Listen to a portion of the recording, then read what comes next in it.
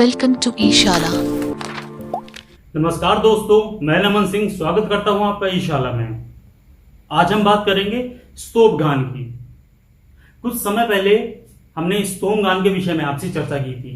आज हम बात करेंगे स्तोभ गान के विषय में। स्तोम गान और स्तोभ गान दोनों अलग बातें हैं। जैसा कि हमने पहले भी आपको बताया था, स्तोम गान एक लयात्मक मंत्रोच्चारण होता है जिसका रिपीटेशन होता है, जो बार बार दोहराया जाता है, वो स्तोम गान होता है। आज हम बात करेंगे स्तोभ गान की। हमने स्तोभ गान के विषय में सुना होगा और आप लोगों ने स्तोभाक्षर के विषय में भी सुना होगा। स्तोभाक्षर जो होते हैं वो वैदिक संगीत में यदि हम बात करें तो मंत्रों के उच्चारण जो होते हैं ना, मंत्र या तो हम बोल दें स्वर और अक्षर के बीच में प्रयोग किए जाने वाले शब्द, जिन्हें हम स्तोभ गान कहते हैं। ये तो हो गई हमारी शब्दावली। अब शब्दावली के विषय में हम जरा समझने का प्रयास करेंगे।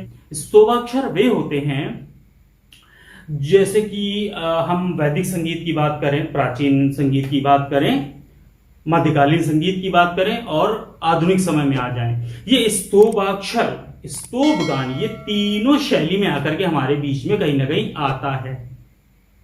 कैसे आता है? हम वैदिक संगीत में स्तोभाक्षर की, जैसे हमने मंत्रों की बात करी, ऋग्वेदी मंत्र, सामवेदी मंत्र, बाकी वेदों के मंत्र जो भी रहे, उन मंत्रों के बीच की बात हो गई। हमारे वैदिक और प्राचीन संगीत की बात। प्राचीन संगीत में एक और चीज आती है, जो हमारा मध्यकाल का जो समय होता है, उस समय जो हमारा प्रबंध संगीत जो अपने उत्थान पे होता है, उस उत्थान में जो एक समय बीच में आता है हमारा, उस समय हम आपसे बात करना चाहें तो जैसे कि हमारा प्रबंध गान होता है। प्रबंध गान में जो हमारा पाठ और तेनक, ये शब्द आते हैं, ये हमारे स्तोभ गान से प्रेरित रहे हैं। ये हमारे प्रबंध के अंग रहे हैं, पाठ तेनक। पाठ हम सबको पता है आपको कि पाठ जो होते हैं बेसिकली अवनद वाद्यों के अक्षर, अवनद वाद्य जैसे पाटाक्षर, तबला, पखावज, मृदंग, इन सब के जो बोल होते थे उनको कर देना, दृदनीता, दादीना, ऐसे करके बहुत सारे शब्द होते थे। तो उसमें क्या होता था कि तबले के भी शब्द आते थे। और ये हमारे जो है मध्यकाल में आए, हमने ध्रुपद में उसको नोम तुम लेकर के कह दिया। और वो जो नोम तुम थे, उसी दौरान हमारे अमीर खुसरो साहब हुए। अमीर खुसरो साहब ने जो है उसे उस तराने को बनाया, ऐसे तराने को बनाया जिसमें इसी निरर्थक शब्दों को लेकर के, इन्हीं निरर्थक शब्दों को लेकर के, जो पहले प्राचीन समय में, वैदिक समय में स्तोभाक्षर थे, स्तोभ गान था, उसको लेकर के उन्होंने एक तराने का स्वरूप दिया, जिसमें पाठाक्षर आदि बोल होते थे, और उसको एक तराने का स्वरूप दिया। फिर से प्राचीन काल की करूंगा, वैदिक काल की बात करूंगा। जो स्तोभ गान होता था, जहां 3 तरीके का होता था, मैं इसके 3 तरीके का आपको बताने का प्रयास करूंगा। पहला होता था वर्ण, पद और वाक्य।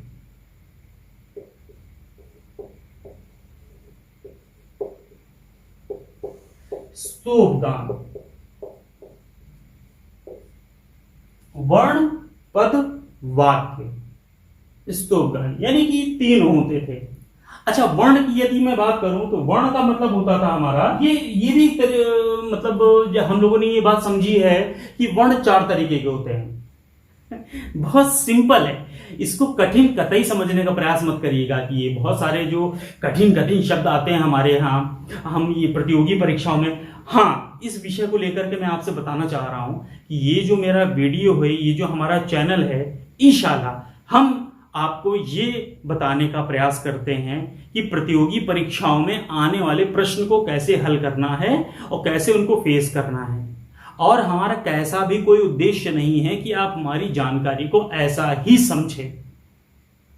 इस विषय में मैं आप सभी को सूचित करना चाहता हूं, इसी को बताना चाहता हूं। हमारा यही उद्देश्य है कि इन शब्दों से, इनको जो भी भ्रामकता है, इनको आप समझने का प्रयास करिए। खैर, तो ये हमारी शब्दावलियां हो गई। अब बात आती है हमारी, मैं अपने डिस्क्रिप्शन बॉक्स में आपको लिख भी दूंगा और बाकी आपको इसका वीडियो भी अलग से मिल जाएगा। और यदि मैं बात करूं पद की, तो ये देवी देवताओं का जो एक मंत्रोच्चारण का जो एक पद होता था, इस पदों के विषय में हम बात करते थे। और वाक्य की यदि हम बात करें तो यह मंत्रों को गाने की विधियां होती थी, जैसे कि मतलब कि जिनका कोई मतलब नहीं होता था, जिन वाक्यों का कोई मतलब नहीं होता था, जैसे कि मैंने अभी पहले भी जिक्र किया था, आहोबा, हैबे, होबे, ऐसे करके, मतलब खुशी में जैसे आदमी बोलता है ना, कि जैसे कि कभी कोई भी पाठ कर रहे हैं हम लोग, खुशी आई और कुछ भी एक ऐसा शब्द बोल दिया उसी स्वर में, तो उसी स्वर में बोल दिया गया जिसका कोई अर्थ नहीं होता था, अर्थ ही होता था, लय का विस्तार करने के लिए होता था। कि जैसे कि कभी हम सम पे आने वाले हैं और मंत्र खत्म हो गया है, उसको बीच में हमने एक ऐसा शब्द लगा दिया जो उसी स्वर का है।